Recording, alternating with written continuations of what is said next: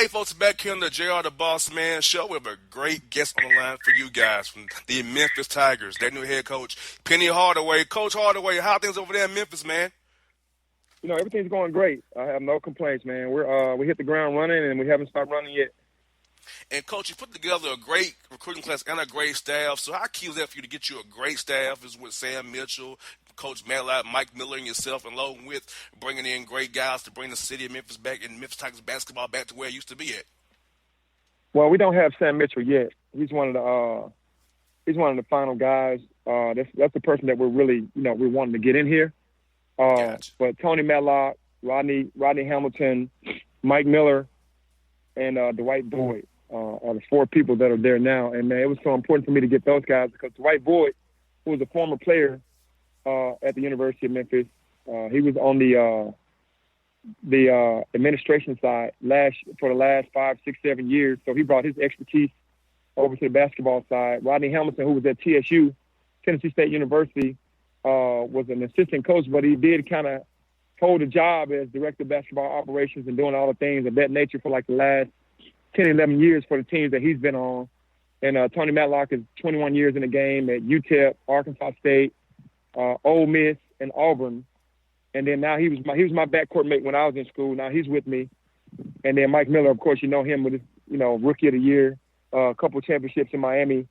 Just a great staff, man, of guys that understand the game, understand what our vision is here, and we're excited. Now, Coach, you're going to be a big adjustment for you going from the high school game to the D1 game coaching. Do you feel like it'd be a seamless transition for you?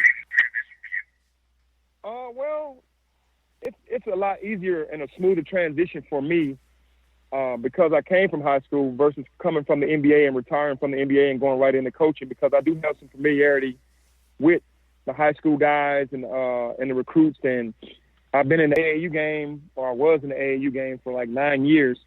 So I have an understanding of who's out there, what's going on, the relationships that I've built over the years.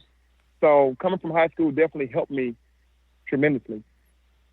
And, Coach, I know you want to get the kids of Memphis to be on your roster as well. Now, looking at it from a national perspective, do you want to get more national guys who, along with your top Memphis guys, to build your roster there? Because Memphis is a national brand, as you and I both know. Yeah, well, we're trying to get it back to where it used to be. Memphis has always been in the running when it came to basketball. We're a basketball town. The city, revolves around what the Tiger Basketball Nation is doing. And that's been for years and years and years.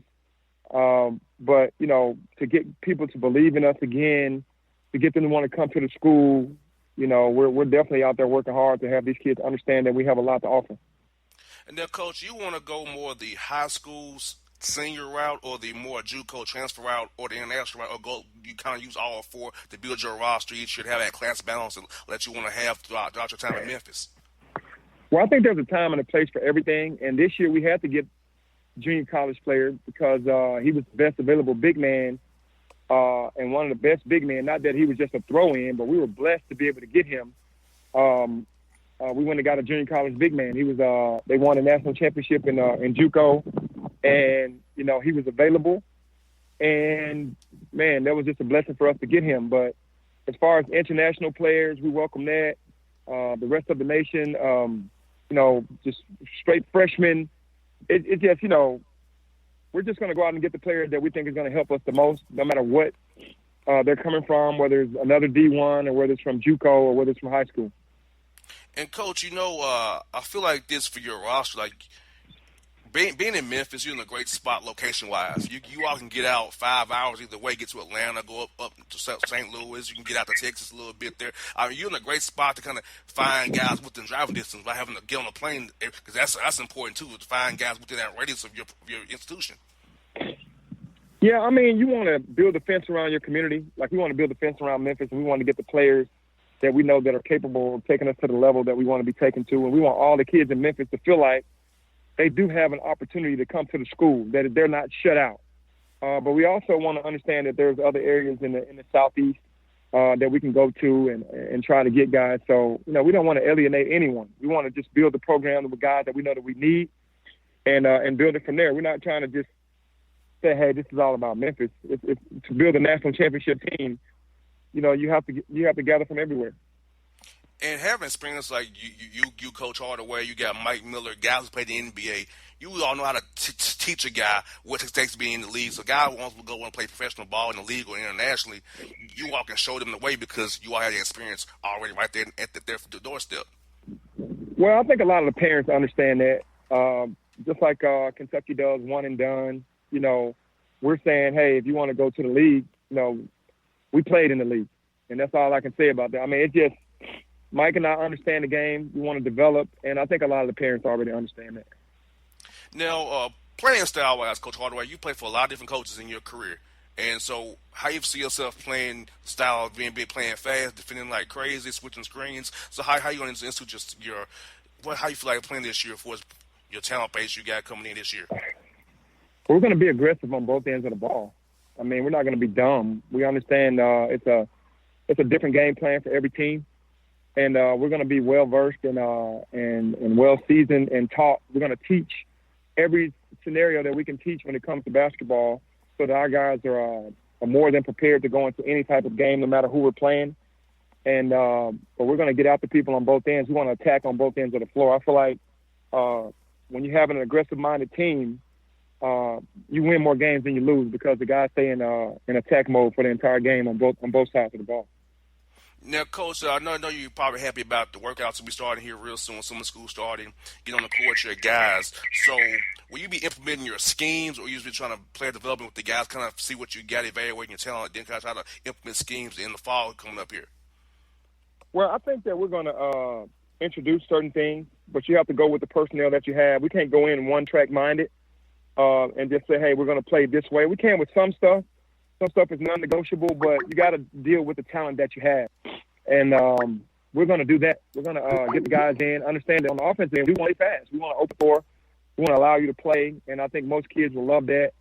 And, we're not going to we're going to figure it out as we go on. I think by the time the fall comes, we'll have a better idea of guys and what we want to do, but we're not going to just be closed-minded because we might have to adjust some things.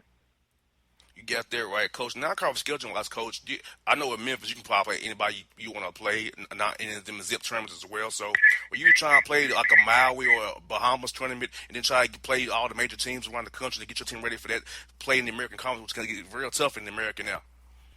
Absolutely. I came in this year and tried to change as much of the schedule as I could. I'm all about competition. I'm not dumb. I guess in today's game I would be dumb because most coaches want 20 wins. I want to get my team better. I kind of respect what the top schools do, especially Coach Izzo, because Coach Izzo, man, he might be 4-4 or 3-4 early, just playing a tougher schedule, and then he always ends up in the Final Four or the Elite Eight.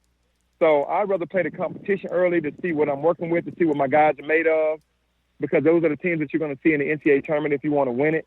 Even though you're going to have some Cinderella stories, for the most part, you're going to have some strong teams from some strong conferences. So I want to play in the Maui Classic. I want to play in all the large tournaments where we can play against competition. Duke, North Carolina, Kansas, Kentucky, all those top teams, the Blue Bloods, Arizona, to just kind of see where we size up at. That's how I've always been. Even with my high school team, we went around the country playing all the top teams as much as the state of Tennessee, our state association would allow us to do. We always wanted to play the tougher teams. And also, Coach, I tell you what, playing those, your conference is going to be crazy. And with your addition of Memphis, you got schools like UCF and those guys, East Carolina getting better. So, when you look at the conference as a whole, how do you see yourself trying to navigate this conference teams you got in the league right now, and how you build your roster right here in the summertime and going to the fall and down the road? You know, it's funny you said that because I had to go to the head coaches conference out in Phoenix, Arizona about a month ago. And when I actually sat in the room, I knew of the team. But when you finally sit in the room and look at all these guys, these head coaches that are in our conference, man, you got some unbelievable coaches in our conference. And I'm sitting there going, wow, our work is definitely cut out for us because these guys have won their entire careers, a majority of these guys. And it's really a veterans conference. The teams that won last year, Wichita State had seniors, Cincinnati had seniors, Houston had seniors, and SMU got hurt, but they had seniors. But those were the teams that were winning the conference. And those guys, those seniors and those juniors really just they dominate this conference. So when you go out and recruit a kid, you got to get a tough kid because you're going to be playing against Wichita State, Kentucky, Houston. All these teams are tough. And you got to get kids that are able to be coached. I mean, that are going to want to be able to adjust and go into war. And I think we've done a great job of that because we have every kid that we've recruited and that has signed, they're winners. They've either won championships in JUCO or they won championships in high school or they won championships in AAU. So they're winners. So, I think that's so important. Now, Coach Hardaway, let me ask you this. When did you get the bug to become a coach? Because I know you're a great player in the NBA, a great superstar player in my opinion. When did you get the itch to want to start coaching and helping out kids and growing their games to get them on the bigger things in their lives, whether it be collegially or professionally? Well, I think I've always been a coach, being an extension of the coach on the floor, being the point guard. But actually wanting to coach, my friend Desmond Merriweather, we had the 30 for 30 on and the E60 on ESPN where I came back home after I retired, and then he asked me to help him coach because he had got diagnosed with colon cancer and he couldn't do the chemo and be the coach. So I started coaching at that time. I had just retired and I didn't know what I was going to do, and that's when it started. But I didn't know until that moment that I really wanted to coach. I always knew I could help kids, but I never knew it was going to be to the point of where I was in it for 7 years, coaching middle school and high school. Wow. And that's going to be a blessing for other kids to get coached by the man himself, Penny Hardaway, because a lot of kids don't know who you are. Now, are kids awestruck when you coach them, or it's kind of like, oh, he's our coach, but they're like, oh, man, you was a great player. You was that man.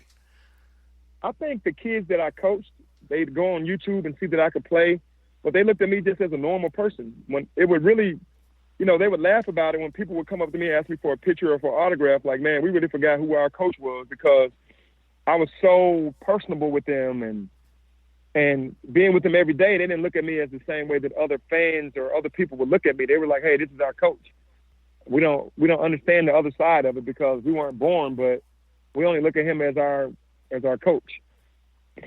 Now, I got a couple more for you, Coach Hardaway. Now, who are some coaches who's really helped mold you in the way who you are today for us being a coach in the game now? Who you lean on now professionally to help you as you transition to being a head coach at the D1 level here? Well, I mean, I have some mentor friends that I kind of call from time to time. John Lucas is one of them. He's a great basketball mind. And I have some older friends that understand the game that, the one thing about Memphis is they keep it real with you. They let you know when you're going down the right track and when you're getting sidetracked. So I got a lot of guys that around me that aren't just yes people or yes men, or they kind of, when I'm straying away from what I understand about the game and what I believe in, then they kind of get me back right. So, but yeah, John Lucas is one of the guys that I talk to. Now, final one for you, Coach. I got this now. Do you want to see some of the NBA rules come in the college game where you advance the ball in the last 2 minutes of the game, the shot clock going down 24 seconds and you're playing quarters? There's also going to 6 fouls maybe. Those things you'll see the college game maybe adopt going forward.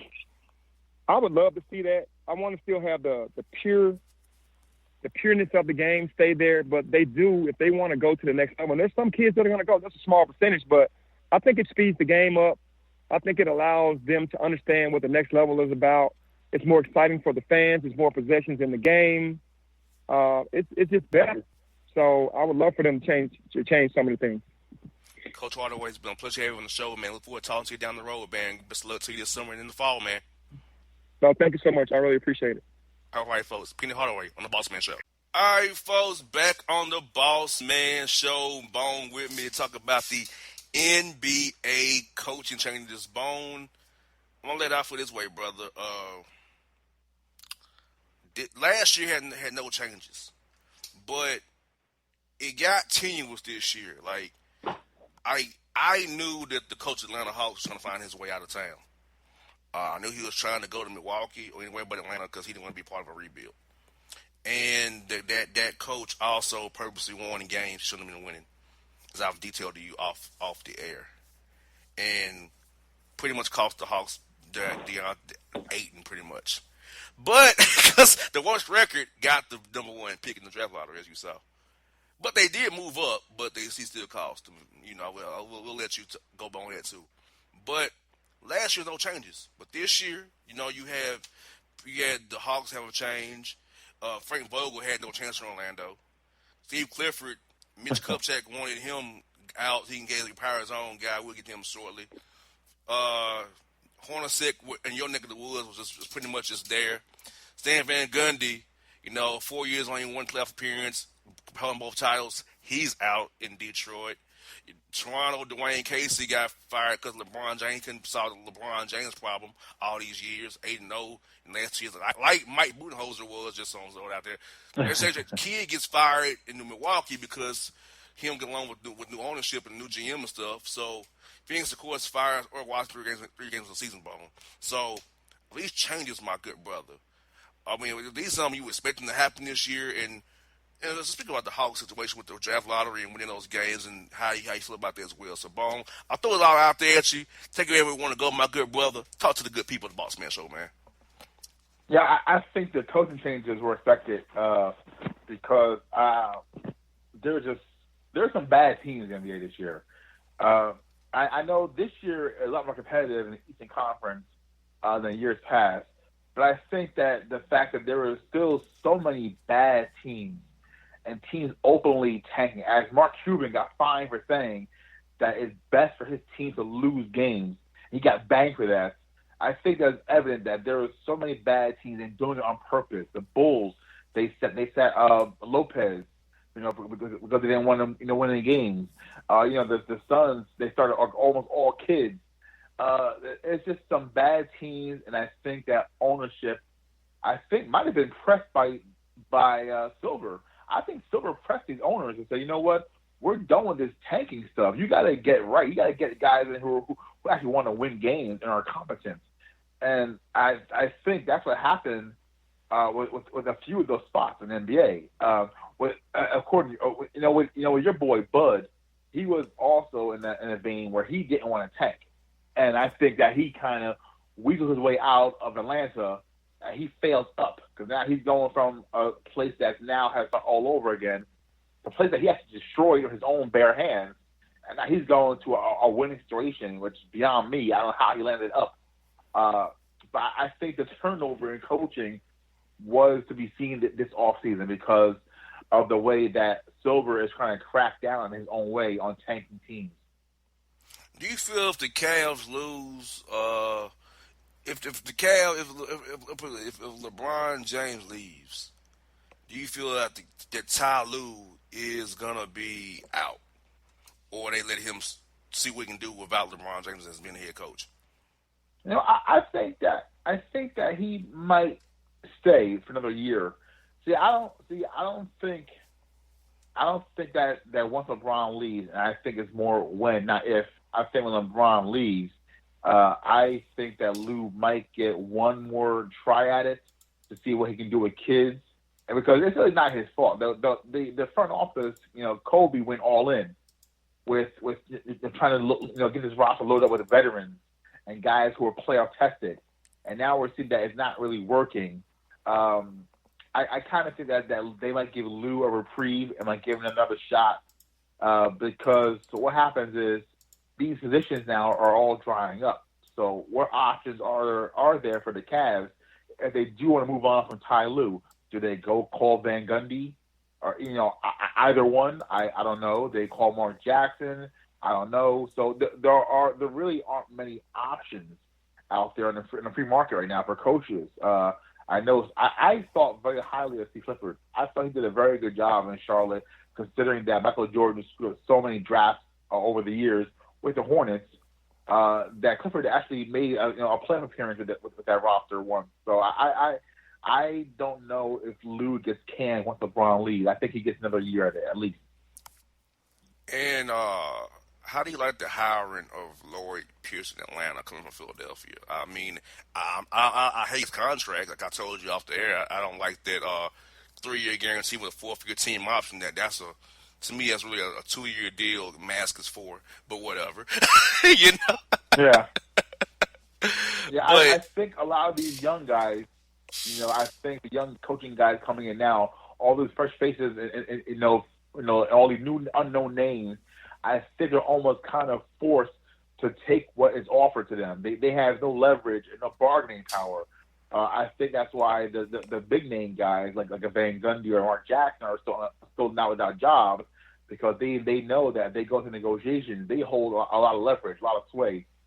So you can almost, if you're in ownership, you can almost take a guy who's young and untested, unproven, unknown, and give him a crappy deal and say, work with this and see. Because if you're a young, aspiring assistant coach, you're not going to turn down a head coaching offer. You're just not, because there aren't many out there.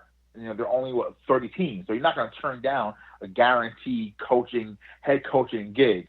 So for a guy like Pierce, he leaves Philly, which is on the uprise, and he comes down to y'all. And I think it's a good move as far as, because he's a player's kind of coach. But almost all assistant coaches are player coaches because they're not really in charge yet. Now we're going to see what happens now when he's one seat over on the bench, because it's a big difference between the assistant coach and head coach. Now this guy gets almost a short leash, but he had to take it because ownership had all the upper hand on this. Yeah, you got to take it, I mean, my thing is, can you just make it a 4-year and just, how hard is it to make that 4th-year guarantee rather than be a team option? That's just my thing. Or like the guy in Phoenix, the straight 3-year deal. Really? Oh, no. That's horrific. That's not good. It is. It's really a bad deal for him. That's 2 years. It really.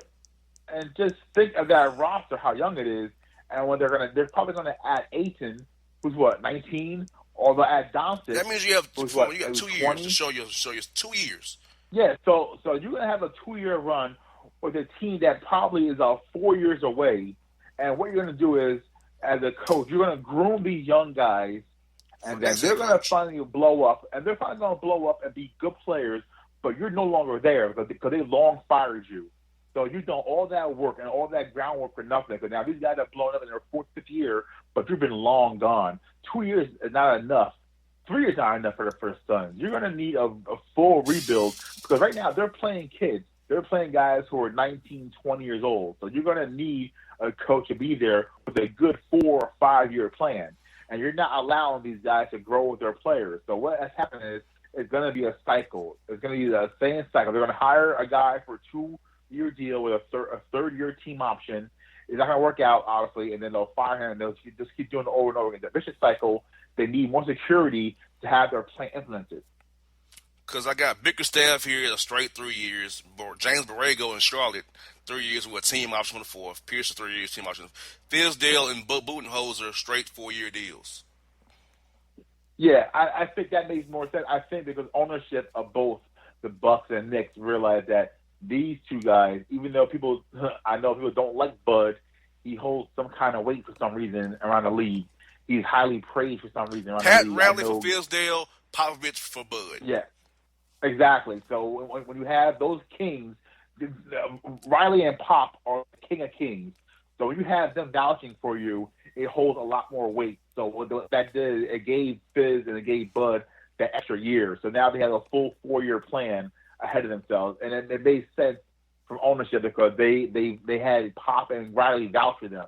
But the other guys, they're all screwed because they're all going to bad situations, and they're all going on these 2- and 3-year deals, and they're going to just be chewed up and spit out. And see, folks, let me tell you what it is. All these coaches got 3 years guaranteed, but if some of them got straight 3 years and they have that funny 4th year, the team option, I call it a funny 4th year. Because after year 2, you're a lame duck with a team option. Guys know what that means. So now if it's your option, and the Atlanta Hawks are far away. Phoenix far away. Memphis far away. Now James Borrego in Charlotte, he got some pieces to work with. But that's going to need to be broken down soon because you got Batum on a bad deal. Dwight Howard last year, his deal. Marvin Williams on a bad contract. So that can the Hornets, they tried to move Kemba Walker. That I think people forget that. They came close to moving Kemba. They're only all-star on the roster. The only reason it fell through on some teams that I was told was because the Hornets insisted on including Batum, his bad deal, and teams said, no way, I'm not doing that. But the Hornets really wanted to trade Kemba at that deadline. So this is something they know they can't re-sign him. That's why. Yeah. Yes, exactly. So this is something that's going to be haunting Charlotte, and I think Kupchak is very good at his job, but he's almost his hand is tied with this roster. There's some And with Michael talent. Jordan being so frugal too.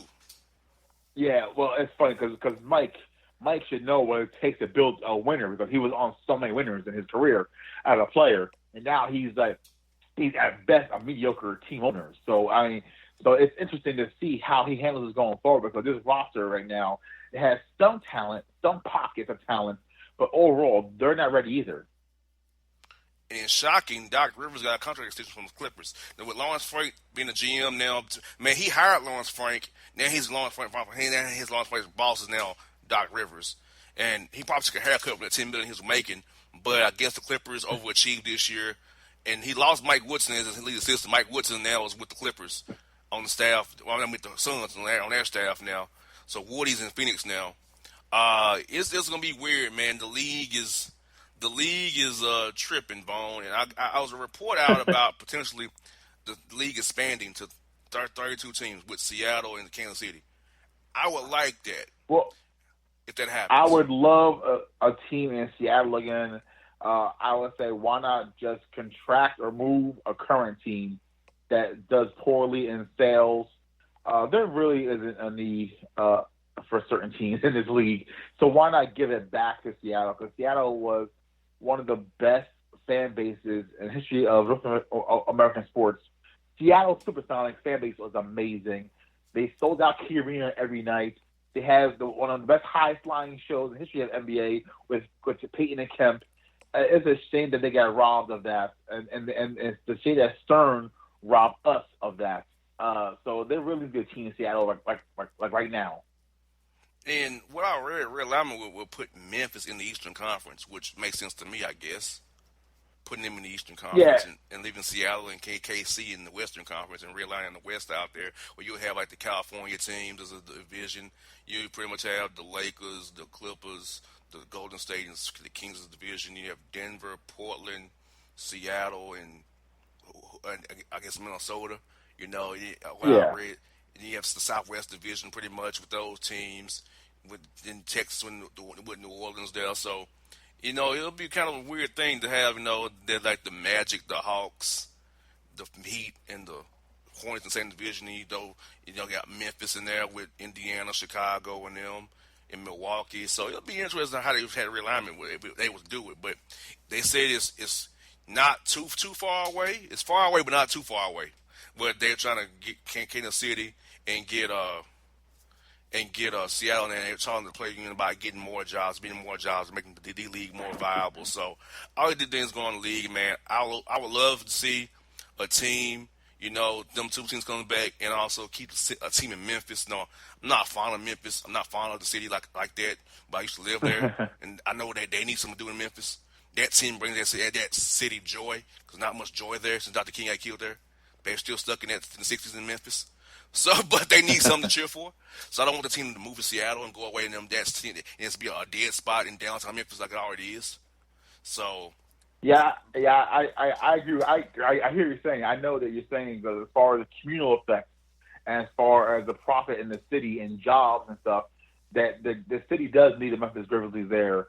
But really, as you're talking about just performance-wise, they really don't need the Grizzlies in Memphis anymore, and they don't need the Grizzlies in the West. That makes no sense. And they don't need the Kings. And honestly, I know. I'm sorry. They had a good run with D-Box, Weber, Peja, those guys, Bibby. That was a good run. But since then, it's been a hellhole. It's been a sinkhole of basketball where no one can win and thrive in Sacramento. They really don't need a team in Sacramento. They really don't. And Kansas City, they tried it before with the Kings. The Kings left Kansas City to go to Sacramento, and because Kansas City couldn't hold a professional basketball team. So what makes you think now that it'll work? So I don't know what Silver has in plan for this as far as realignment and stuff. But to me, there are some teams that don't belong where they are right now anyway. I'm with you. Well, folks, this is Bone with me. The Boston Bone said we got one more segment for you people. We're gonna talk to you about the Knicks, his Bone special, the New York Knicks with my man David Fizdale. Take that for data here on the Bossman Show. Back after the break. All right, folks, back on the Bossman Show with my man here, Tony T-Bone Williams with me, Metro New York, Salute Magazine. He's the beat writer for the New York Knicks. He's always in Madison Square Garden with Walt Clyde Frazier, Mike bringing in the Garden Faithful, doing his thing over there. Bro, how is the buzz in New York City with the man himself, David Fizdale, a Perry disciple, lead the Knicks now for the next 4 years? Oh, I think it's a very good move, a smart move. I'm a big Fizdale fan, but like I said in the last segment, it's still a big jump when you go from the assistant to the head coach seat. And we saw Fizz and his failures in Memphis. A lot of that honestly was due because of a Gasol sabotaging him anyway behind his back. But I think with New York, there's a clean slate. Perry and Mills, they like him. They enjoy being around him. They love his basketball knowledge and passion. They love that he appreciates being here in New York. He said at his press conference, he said that as a kid, he told his mom that he wanted to play in the Mecca one day as a player. So the next best thing is to be a coach in Mecca. So he really appreciates being here in New York, wearing the colors of the Knicks and representing the New York City crowd. So he is a great fit. I know fans clamor for Mark Jackson because of his history and ties to the Knicks. But that really was never going to happen. There was just too much, I would just say, undercurrent and baggage from his days in Golden State. Nothing to do with basketball, mind you. Nothing to do with Mark Jackson's basketball ability as a coach.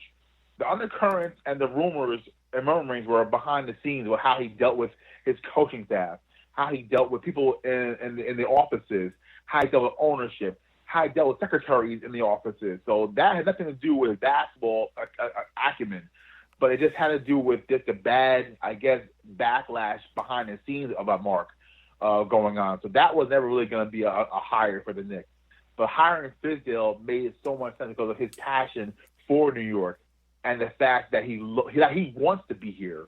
You know, he has just the ear of so many players around the league. Now, I'm going to stop here right now real quick, though. This does not mean, Knicks fans, that LeBron is coming to New York.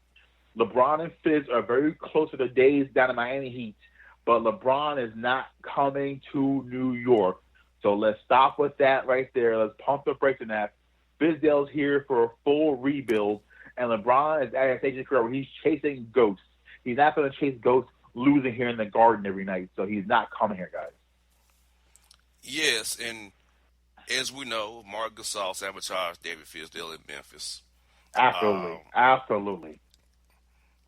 How is he has he talked about his plans to, I don't know if that happened with Kristaps Porzingis, because David Fizdale can be very strong-headed, stubborn, and bullheaded, which is probably a good coach.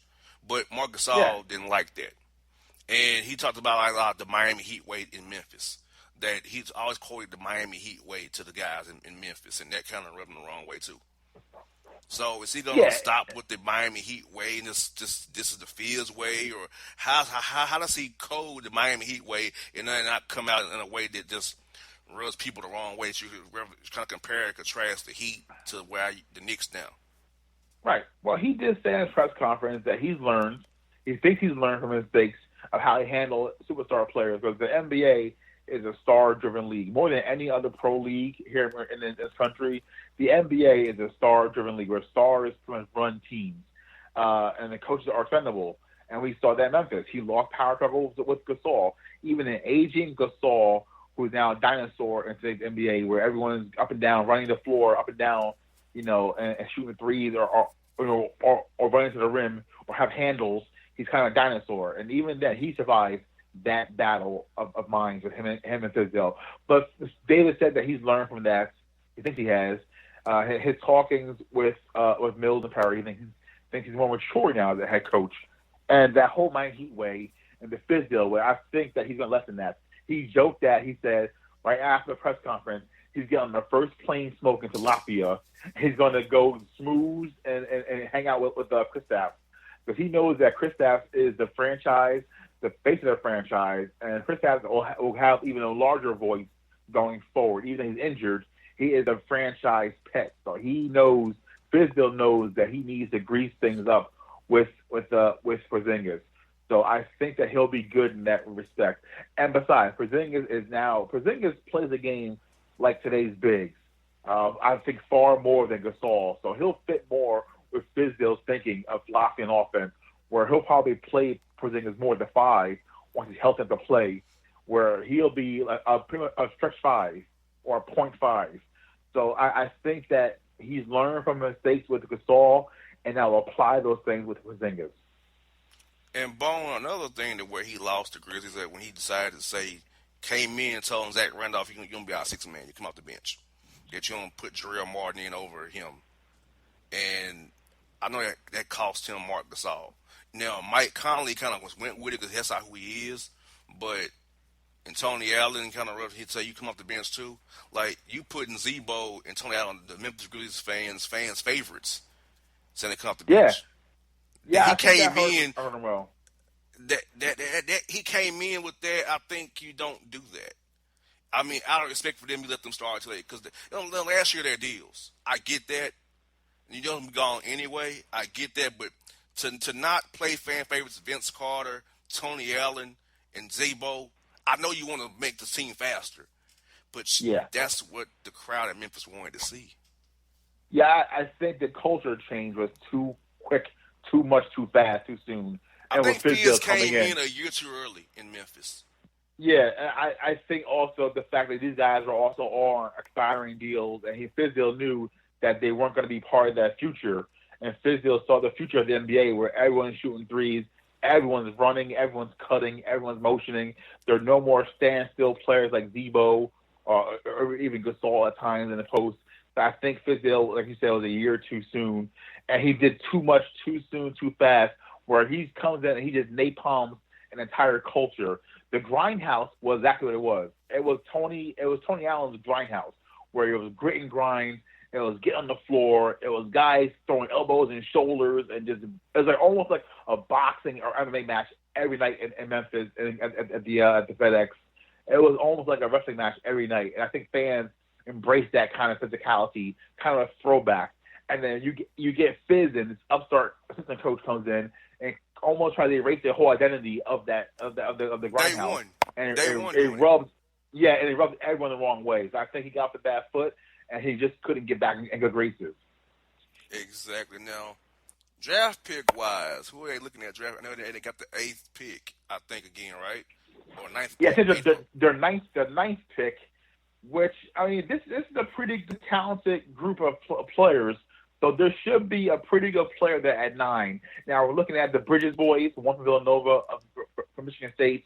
Looking at Colin Sexton, looking at Trae Young. So I think that's probably they're fourth for the Knicks. I think it's probably the wish list for the Knicks. I know Perry said that they're going to go best available player. Now they already have, I think, 3 point guards on the roster. But if Trae Young is still there, if Sexton's still there, they will not hesitate to pick one of those guys at 9th pick. I'm telling you right now, if even the glut of point guards on the roster, they will do that. And they think best player available is a point guard because they need more firepower. They know that Ntilikina is not a firepower type point guard. He's more a defensive guy on the floor.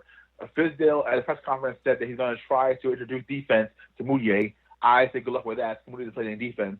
But Moody has the body type and the length to play defense. If Fizdale can tap into that, now you have 2 guys on the wing who play defense, but no scoring. So I'm going to Trey Burke.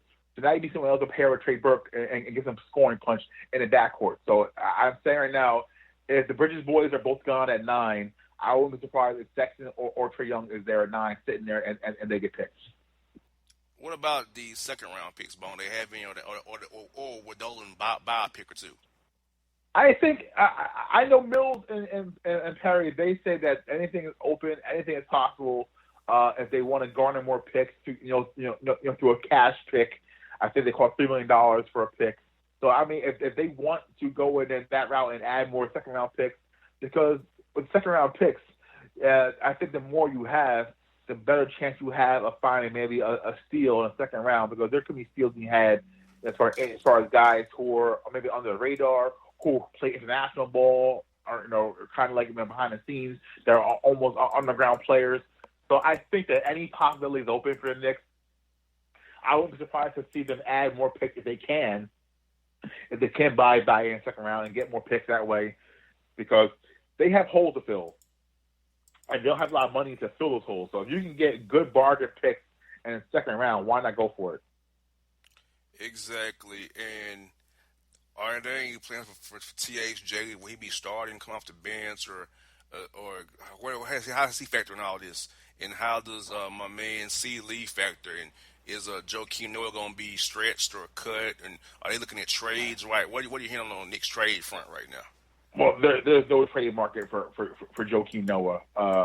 Joakim Noah and his beard right now, there's no trade market for them. The Knicks, I know they want to find a way to keep Kyle O'Quinn, maybe because he's a New Yorker. He's born and bred New Yorker himself. So I know he has a great attachment to the fans. He's a fan favorite. So I know, and he's a good worker, a good teammate. So I know they want to keep him and retain his services. Joe Kim, there's no chance of him getting traded because no one wants him. I just point blank. From what I hear, there's no team out there that has any kind of interest in Joakim Noah. Not only because of the injury history, but the bloated contract, the fact that he came to blows with Hornacek. I mean, there's just too much baggage for Joakim right now. If he gets stretched, that probably makes the most sense. But then that also messes with your cap history going forward. I would say, as far for Tim Hardaway, I would say that he's the starter. Courtney, that's another thing because the Knicks they wanted a number one pick for O'Quinn and Courtney Lee at the deadline. There was no team get a number one pick. They should have took 2 seconds. Remember, I mean, there were deals for 2 seconds that the Knicks turned them down.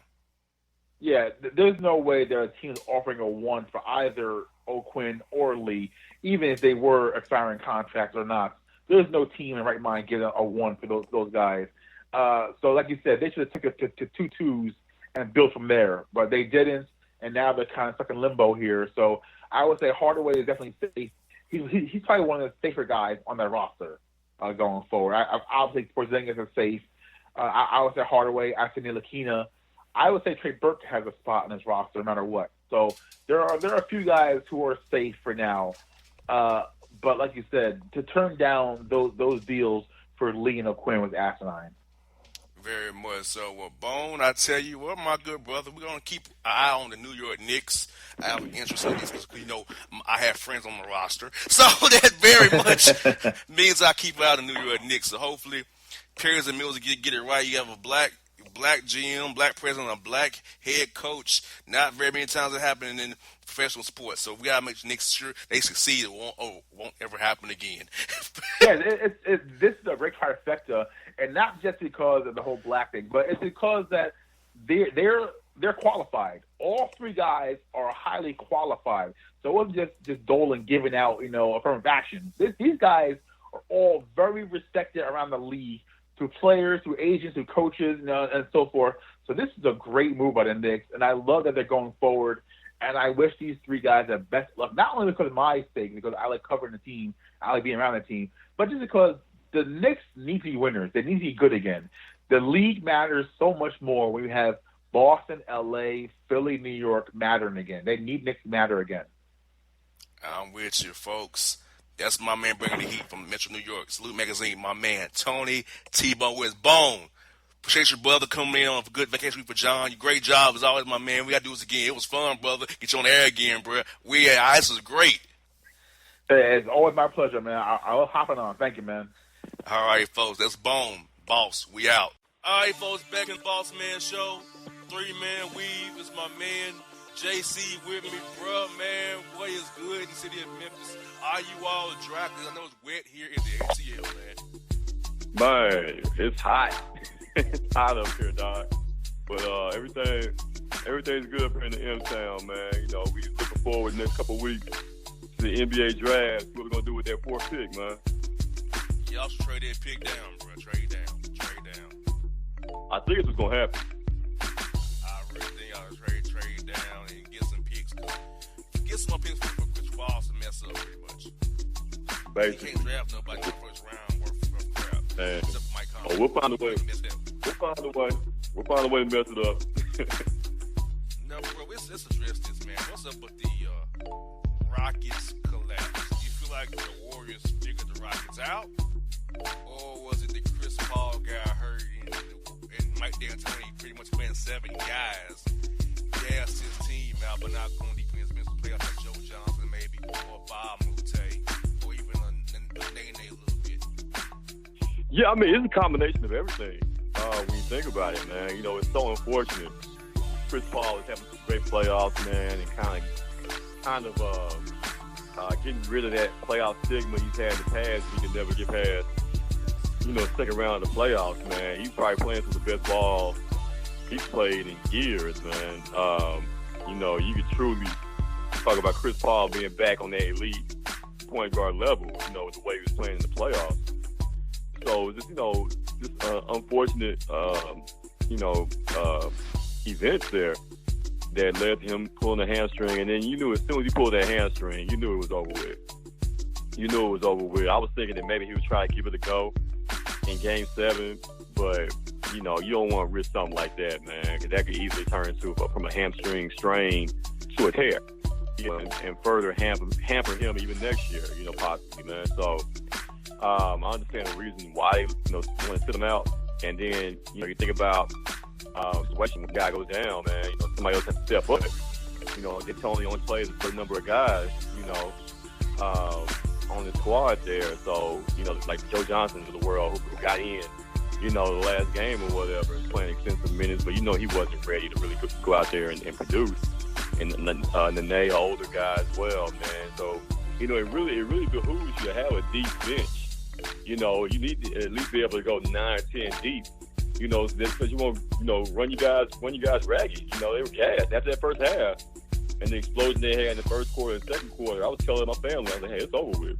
Those guys are tired, and you saw that it was evident in the third quarter, man. And what worried me about Golden State was this, bro. They really only had 4 players. Well, Sean Livingston was pretty decent. Jordan Bell at times, Kevon Looney. But really, even Golden State only really had 7 capable players this series. If we Iggy bid out with that knee. So I think Golden State out-talented the Rockets, and eventually it makes me wonder about that bench. Like, they're going to do something about that bench. You couldn't go to Quinn Cook. They trusted him in Game 5. He missed the shot. You couldn't go to Dave West, too slow. Damian Jones wasn't ready. Nick Young played in spurts well. So do you feel like Golden State is just so top-heavy? Those guys, those top 4 guys pretty much out-talented the Rockets and who was already gassed out? Hey, man, Golden State is just that pretty girl that's on Instagram, on social media. You know what I'm saying? She gets in all the clubs for free because she's so beautiful, but has no substance. You know what I'm saying? Once you get past, you know, the top 4 guys, you know, who else you going to be concerned with? You know, they're very top-heavy. So with Golden State, they go, you know, however, you know, the big 4 go. You know what I'm saying? If they have a great game, they're going to win. Maybe even a mediocre game, they'll still win. But if all 4 guys are struggling, and it's kind of, they really throughout the series, you know, when Houston was able to take the lead and everything in the series, all 4 guys really struggled. You know what I'm saying? It wasn't like one guy had a great performance and the other 3. Like, all 4 guys seemed to be kind of bothered, you know, out there as far as what the Rockets are doing. So, you know, it's just like I said, they're top heavy. And then the Rockets, you know, you were shorthanded, but you got nobody to blame but yourself, man, missing all those threes in Game 7, man. We missed like 26 threes in Game 7. Yeah. Exactly, man. So it's like that string of consecutive misses there with the 3-pointers, man. So nobody to blame but yourself. But if you live by it all season long, you know, you got to expect to die by a 3 also. Exactly. Now, look at their roster, bro. The Rockets roster. They're kind of capped out. Capella's a free agent. So is Trevor Ariza. A few other guys free agents. Do you overpay to keep the team together? Or do you try to get LeBron James, which means offloading Eric Gordon and Ryan Anderson with some picks off of his contracts to get him, if he opted in to deal with him leaving and got traded like kind of how Chris Paul did with the Clippers?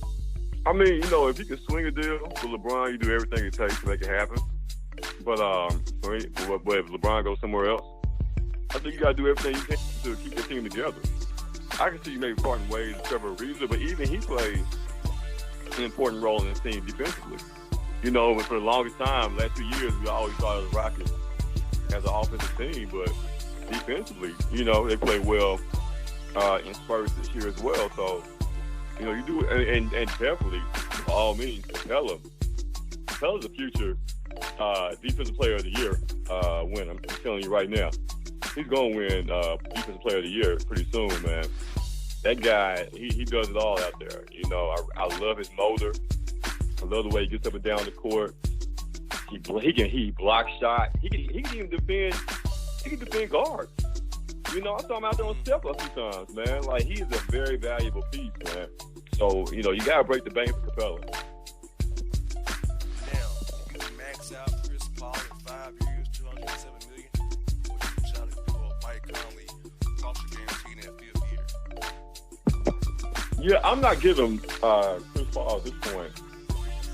His age and injury concerns, I'm not giving him the full max deal. You know what I'm saying? Like, I maybe do like 4 years or something like that, but, you know, like maybe a partial guarantee or something. But yeah, you'd be a fool to throw max money in him and fully guaranteed. Well, who's to say next year or two, you know, Chris Paul could just totally break down. You know what I'm saying? So yeah, you gotta be careful how you go about that deal. But then again, the Rockets are not where they are without him. So I think he actually has the hammer. They kind of have to bow down to a degree to what he wants. True, but I don't think he's gonna I think he'll be willing to play ball as far as salary is concerned. He's not gonna try to, rob the Rockets or anything like that. He is gonna rob them, but he ain't gonna, stick him up at gunpoint. I think that would work. I really do. Man. At the end of the day, Chris Paul has to realize, where he is in his career. How much money do you really need, bro? You know what I'm saying? Like you set for life, your children set for life, their children set for life. Like, how much money do you really need? Yes, I'm with you. I'm so with you on that, brother. I'm so with you on that. And also, looking at that Golden State, bro, and the Cavs. Man, look, I know. I just don't see us going past 5 games, bro. Like, I know Bob may come out hard in game 3 or game 4. Come out hard and play. But you see any of the Cavs make this series go past 5 games? Hell no. They'll be lucky to win one game. Like, this is so dumb, man, as far as why are we seeing this again for a 4th year in a row. And, of course, the NBA is going to sell it as, LeBron versus Steph and LeBron versus KD. Well, like, it was perfect the way it went out last year. You know what I'm saying? Even though, of course, Cleveland was at a disadvantage because Golden State was awesome, and that went 5 games. But, dude, nobody wants to see this, man. Come on, 4 years in a row.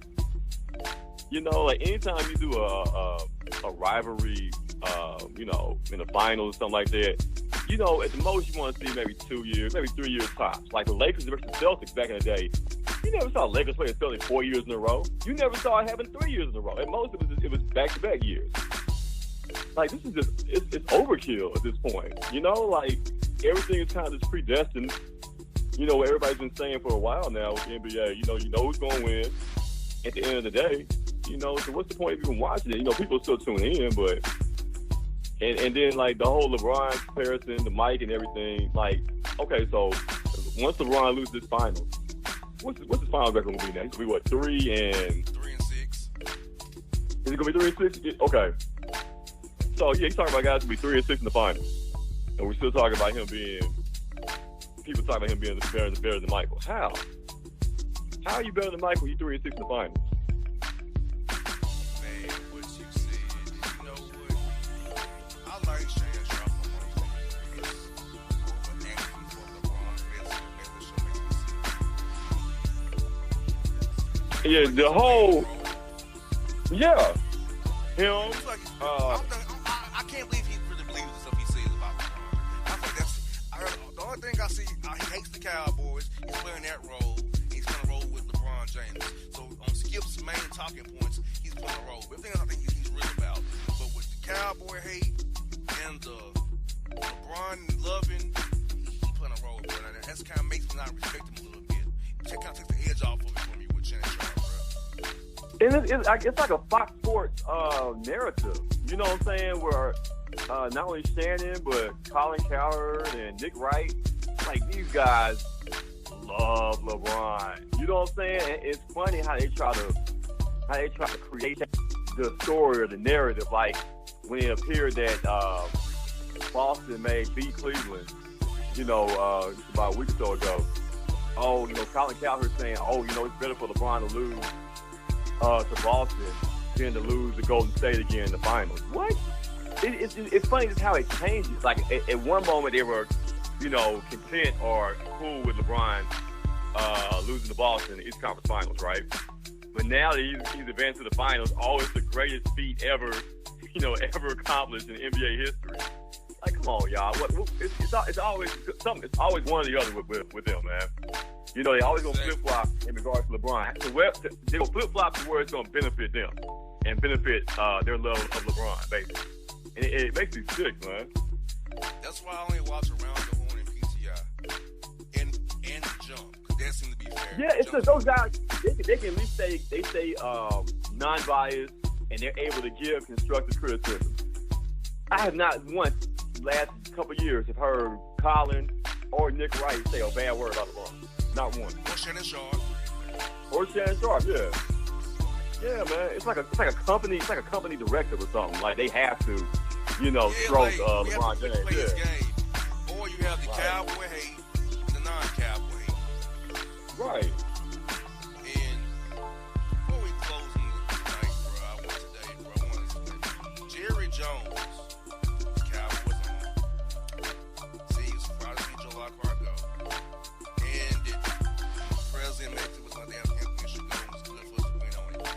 Bro, this is why I chose Dallas Cowboys. This stuff right here, bro. And I know you're a big fan, you're part of a fan club, but it's difficult for me to support a team when the owner says these things about my people, and we don't matter. Only what that jerk off when these things matters, or you want to win on the issue that's about. Look at his videos, Stolen Brown the Bucks. He watching the video. He watching the videos of other guys who gotten killed by the police. That's what you man. Yo, I tell you, man, like last year, you know, when everything was going down, you know, it really kind of made me lose interest. You know, I was always a fan, but, you know, I started to slowly lose interest to where, you know, every year, boss, you know me, you know, my ties with the fan club, I'm buying shirts, hats, you know, all kind of NFL apparel. I didn't buy a thing. I didn't buy not one stitch of clothing NFL related last year. And years past, I've gone to Cowboy games, spent big money, you know. But, and even this year, you know, I was thinking about going to the Cowboys. Well, I was going to the Cowboys-Titans game, November 5th, Monday Night Football. I had my hotel room booked and everything. But once that nonsense came out last week, man, the NFL ruling as far as, you know, players kneeling and everything, man, I canceled my hotel room. I'm not going to the game. I you know what? I'll be surprised if I even sit down and watch a Cowboy game this year. I'm gonna pay attention to the score. You know, I'll go social media or whatever. You know, see if we won or lost. But as far as sitting down and watching the game, I've lost so much interest, man. And then Dez being gone, and you know, it's too much going on, man. So I'm good, man. If we go to Super Bowl, great. That's awesome. But I'm not as devoted, you know, a fan as I used to be. And that's sad, man. That's part of my childhood. That's part of my youth. Mine you know, cheering the Cowboys, man. Yeah. It's like I got all this Cowboy gear, but I don't want to look at it no more. Yeah, man. It's kind of almost like my thing is, man, it's kind of like almost, you know how you felt, you know, once you learned that Santa Claus wasn't real. Yeah. You know what I'm saying? Like you lose a little bit of your innocence, really. Your favorite team's owner don't give a damn. You know what I'm saying? Your favorite league, you know, favorite sport to watch, don't give a damn, you know, about you, about us. So I'm not supporting it, man. Like, I'm not buying anything. I'm not going to watch parties. I'm gonna find something else to do with my Sundays, man. I really am, man. And if you don't know, now you know, you know.